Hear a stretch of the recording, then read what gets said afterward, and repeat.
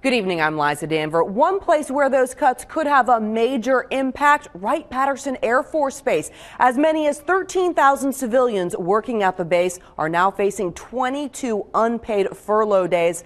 Cavante Smalls is live at Wright-Patterson Air Force Base with tonight's big story. And what have you learned, Cavante? You're right, Liza. Well, earlier today, in fact, House Speaker John Boehner was in Piqua for his annual farm forum. However, that did not dominate the discussion. In fact, the across-the-board budget cuts is all he talked about. On the issue of sequestration, House Speaker John Boehner hosted his 22nd annual Farm Forum, where he usually brings together experts in agriculture to discuss the industry.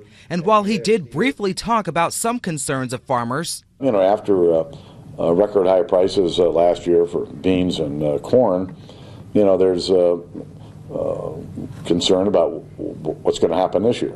Sequestration and the politics behind it is what dominated most of Boehner's comments. The House Speaker says the House did its part to avoid sequestration and instead lays blame on other branches of government.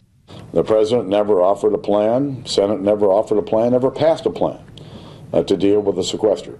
Sequestration brings deep budget cuts to agencies relying on federal dollars, like the military, programs like Meals on Wheels and Head Start.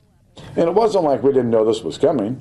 We've known for 16 months that the sequester was hanging out there and was going to go into effect unless Congress acted. Boehner says the federal government has more incoming revenue than ever before, yet the deficit remains, and the effort to reduce government spending still has a long way to go.